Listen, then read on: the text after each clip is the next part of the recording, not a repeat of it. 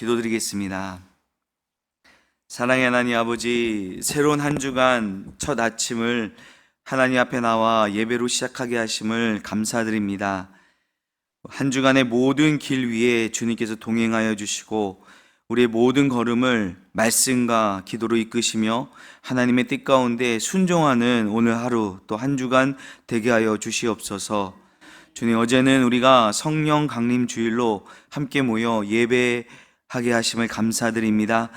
주님께서 우리에게 약속하신 성령을 보내주셔서 세상의 환난과 두려움 가운데 머물지 않게 하여 주시고 우리의 연약한 마음을 붙드시고 죄와 의와 심판에 대하여 눈을 열어주셔서 진리로 인도하시는 성령의 역사 가운데 살아가게 하여 주시옵소서.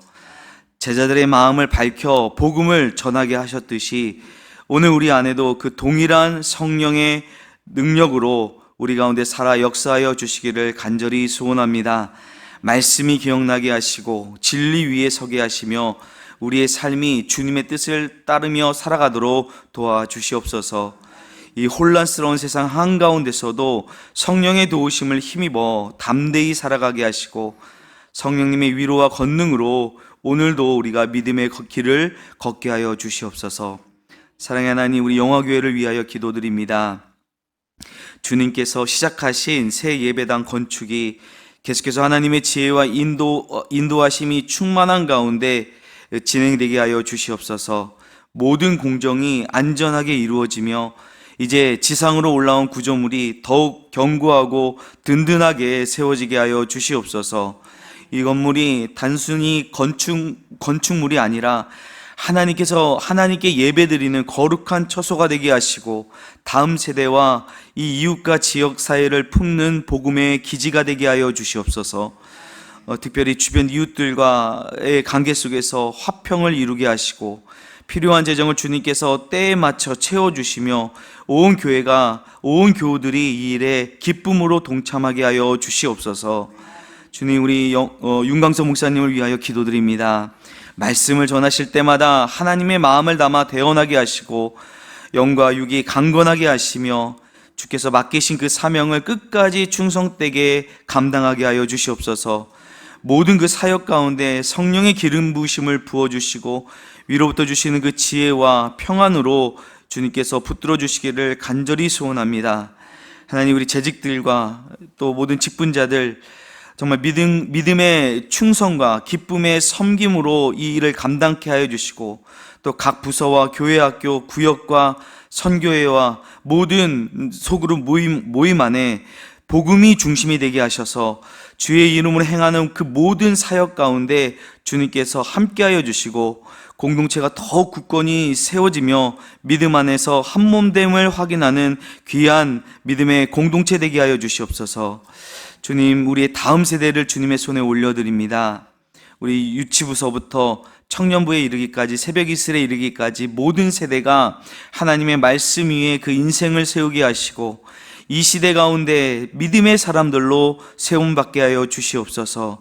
또한 우리 엘린부 어르신들 그 삶을 붙들어 주셔서 지나온 인생길에 하나님께서 함께 하신 그 은혜를 깊이 묵상하며 누리게 하시고 그 기도와 또 그 믿음의 걸음이 우리 믿음의 후대까지 아름답게 전해지게 하여 주시옵소서. 하나님, 이 땅을 위하여 기도드립니다. 새로 세워진 대통령이 정말 하나님을 두려워하며 공의와 사랑으로 이 나라를 섬기게 하여 주시옵소서. 모든 분열과 갈등이 화해와 용서로 회복되게 하여 주시옵소서. 진리와 정의가 강물처럼 흐르는 나라가 되게 하시고 이 교회가 이 어두운 세상 가운데 소망이 되게 하여 주시기를 간절히 소망합니다.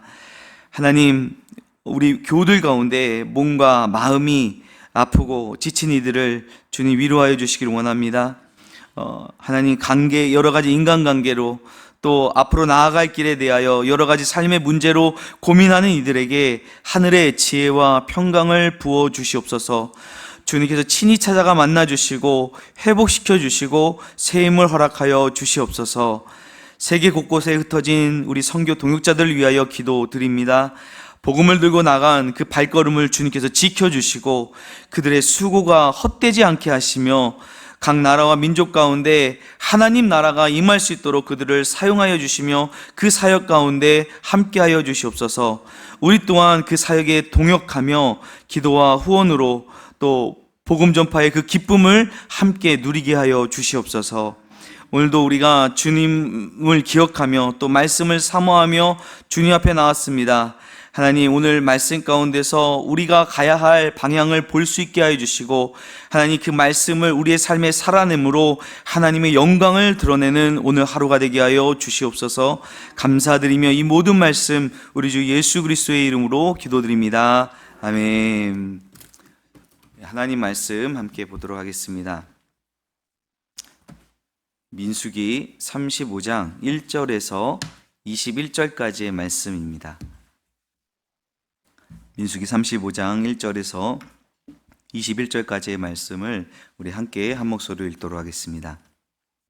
여호와께서 여리고 맞은편 요단 강가 모압 평지에서 모세에게 말씀하여 이르시되 이스라엘 자손에게 명령하여 그들이 받은 기업에서 레인에게 거주할 성읍들을 주게 하고 너희는 또 그 성읍들을 두르고 있는 초장을 레인에게 주어서 성읍은 그들의 거처가 되게 하고 초장은 그들의 재산인 가축과 짐승들을 둘 곳이 되게 할 것이라. 너희가 레인에게 줄 성읍들의 들은 성읍 밖으로 사방 1000규빗이라. 성을 중앙에 두고 성 밖 동쪽으로 2000규빗, 남쪽으로 2000규빗, 서쪽으로 2000규빗, 북쪽으로 2000규빗을 측량할지니 이는 그들의 성읍에 들이며 너희가 레인에게 줄 성읍은 살인자들이 피하게 할 도피성으로 6성읍이요 그 외에 42성읍이라. 너희가 레인에게 모두 48성읍을 주고 그 초장도 함께 주되 너희가 이스라엘 자손의 소유에서 레위인에게 너희가 성읍을 줄 때에 많이 받은 자에게서는 많이 떼어주고 적게 받은 자에게서는 적게 떼어줄 것이라. 나는 기업을 따라서 그 성읍들을 레위인에게 줄지니라. 여호와께서 또 모세에게 말씀하여 이르시되 이스라엘 자손에게 말하여 그들에게 이르라. 너희가 요단 강을 건너 가나안 땅에 들어가거든 너희를 위하여 성읍을 도피성으로 정하여 부지중에 살인한 자가 그리로 피하게 하라. 이는 너희가 복수할 자에게서 도피하는 성을 삼아 살인자가 회중 앞에 서서 판결을 받기까지 죽지 않게 하기 위함이니라.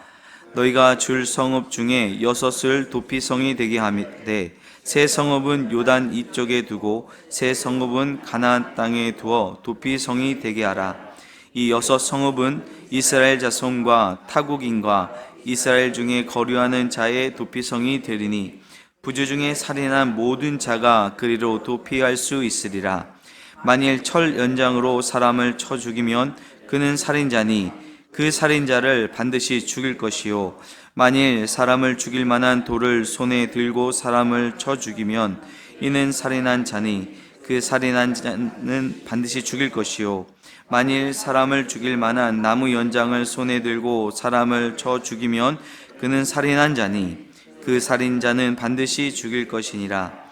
피를 보복하는 자는 그 살인한 자를 자신이 죽일 것이니 그를 만나면 죽일 것이요 만일 미워하는 까닭에 밀쳐 죽이거나 기회를 엿보아 무엇을 던져 죽이거나 아기를 가지고 손으로 쳐 죽이면 그 친자는 반드시 죽일 것이니 이는 살인하였음이라.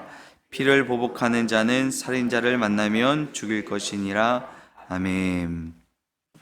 오늘 본문은 이제 민수기 35장 1절에서 21절까지 말씀인데 이스라엘 백성이 가나안 땅을 앞두고 마지막으로 준비하는 가운데 하나님께서 레위 지파를 위한 그 도성과 또 도피성 제도를 우리에게 명확히 지시하십니다.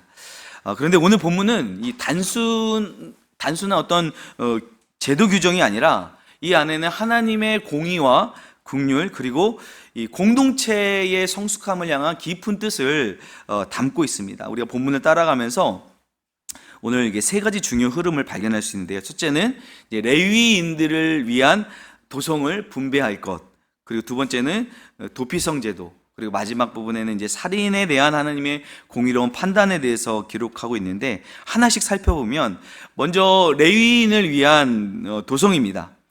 하나님께서 가나안 땅에 들어가는 이스라엘 백성에게 각 지파별로 이제 땅을 분배하여 주시고 땅을 나누시는 가운데 그 레위인들을 위한 성읍을 구별하여 주라고 말씀하십니다. 이 레위인들도 살아야 할 곳이 있어야 되지 않겠습니까? 레위인에게 땅을 왜 따로 주는가? 레위 지파는 하나님께서 직접 기업으로 삼으신 지파입니다. 그들에게 기업으로 땅을 주시진 않았어요. 그들이 땅을 소유하지는 않지만 이 온 이스라엘을 섬기고 또 회막을 관리하며 또 예배와 율법 교육을 담당하는 사명을 맡은 자들이 바로 레위 지파이죠. 그래서 하나님께서 모든 지파가 이 레위인들을 위한 그런 성읍을 내놓도록 하십니다. 이것은 단순히 공간의 어떤 분배가 아니라 하나님의 공동체가 함께 책임지는 영적 어떤 돌봄의 구조를 보여주고 있는 것입니다. 각 지파가 레위인들을 위해서 어떤 그 지역을, 도시가 이게 그 구역을 할당한다는 것은 온 백성이 함께 하나님을 섬기는 일에 동참하는 것을 의미하고 있는 것입니다. 그리고 그 도성들 가운데 특별히 6개의 성읍은 도피성으로 정하라고 명하시죠. 오늘 본문 중에서 오늘 본문은 그 중에서도 이 도피성 제도에 대해서 설명을 하고 있는데, 이 도피성은 여러분 뭐 아시겠지만 과실치사, 그러니까 고의가 아닌 실수로 사람을 죽인 자가 피할 수 있도록 마련된 곳입니다. 예를 들어서 뭐 오늘 본문도 이렇게 여러 가지 사람을 죽인 예들이 나오지만, 철 연장을 사용하다가 누군가를 쳐서 그 사람이 죽게 되었어요. 그런데 그것이 고의가 아니었을 경우 복수하려는 가족들이 있지 않겠습니까? 피해 보복을 하려는 자들이 있을 텐데, 그들로부터 생명을 보호받기 위해서는 이 고의로 살인을 저지른 자가 도피성으로 도망을 가야 됩니다. 우리가 여기서 하나님의 공의와 긍휼이 함께 있는 모습을 볼 수가 있는데요, 하나님께서는 생명을 정말 그 귀하게 여기시는 분이시죠. 또 동시에 억울한 죽임을 당한 자의 피해에 대해서도 반드시, 오늘 본문의 마지막에 보니까 하나님께서 반드시 책임을 물으십니다.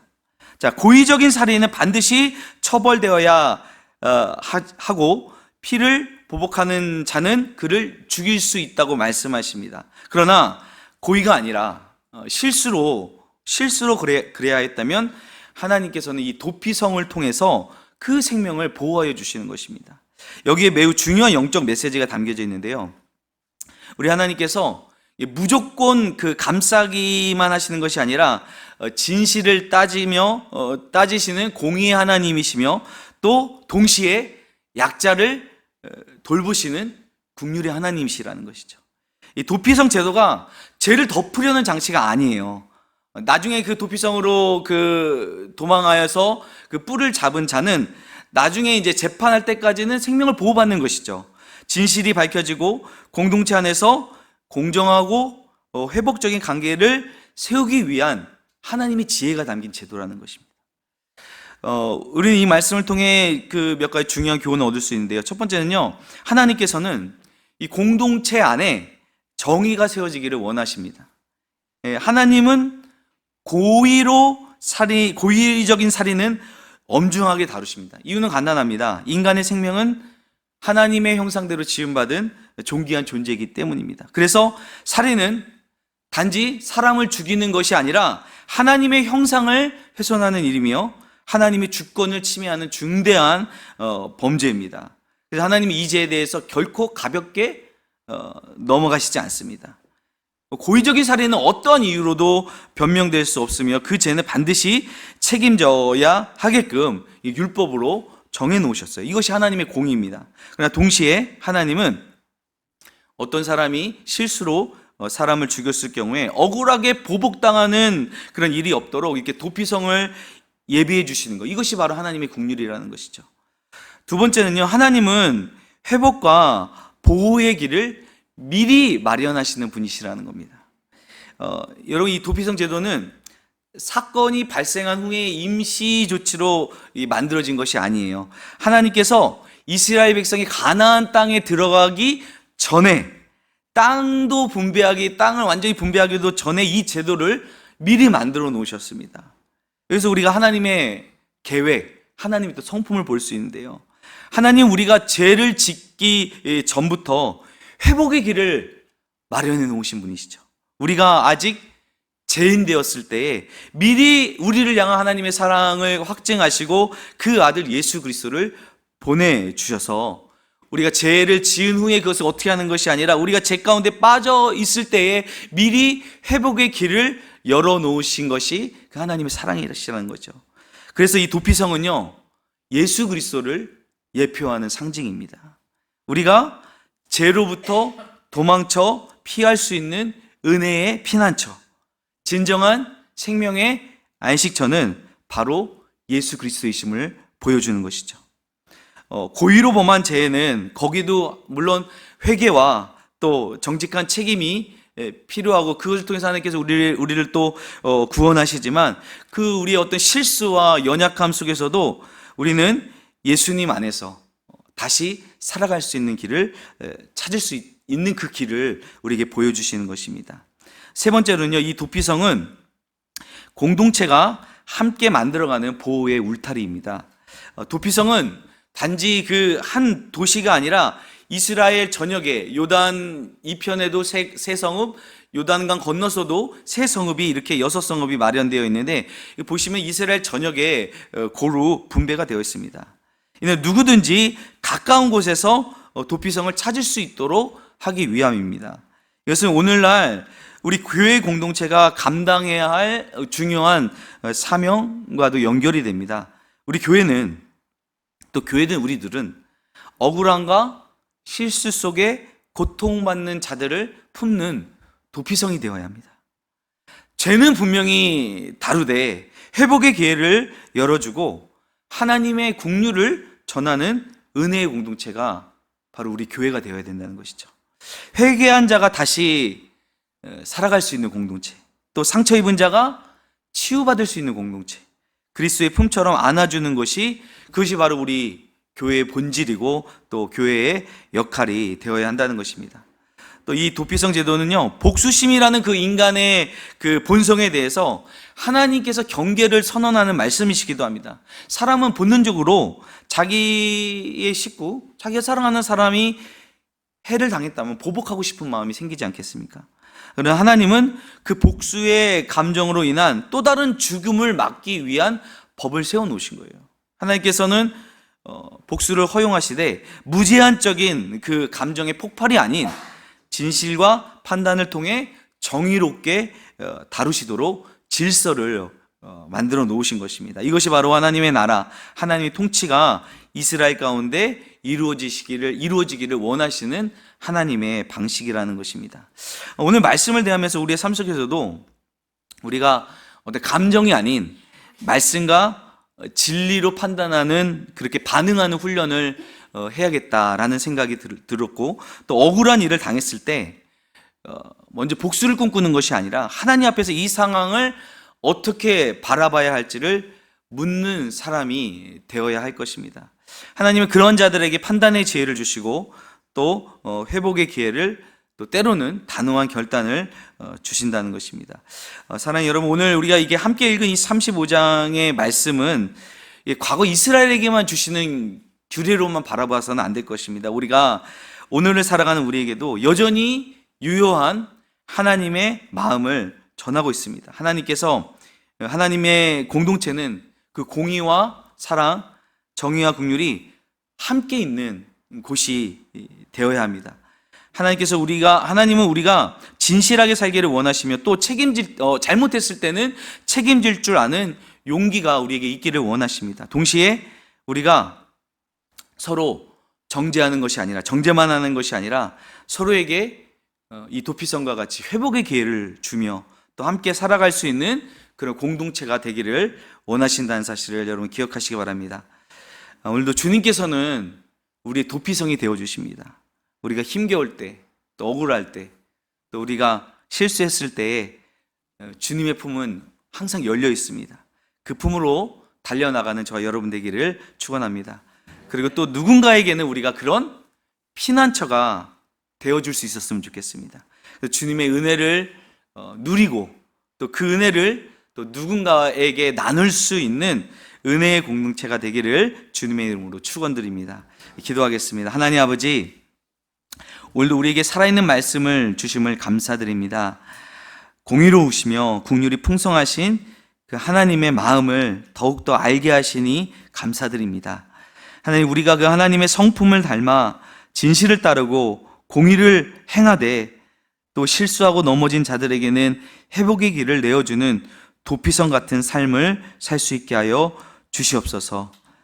예수님만이 우리의 참 피난처이심을 믿고 그 품으로 달려나가는, 또 우리의 삶도 누군가에게 그러한 피난처가 되어주는 은혜의 도구로 세워지게 하여 주시옵소서. 감사드리며 이 모든 말씀 예수님의 이름으로 기도드립니다. 아멘.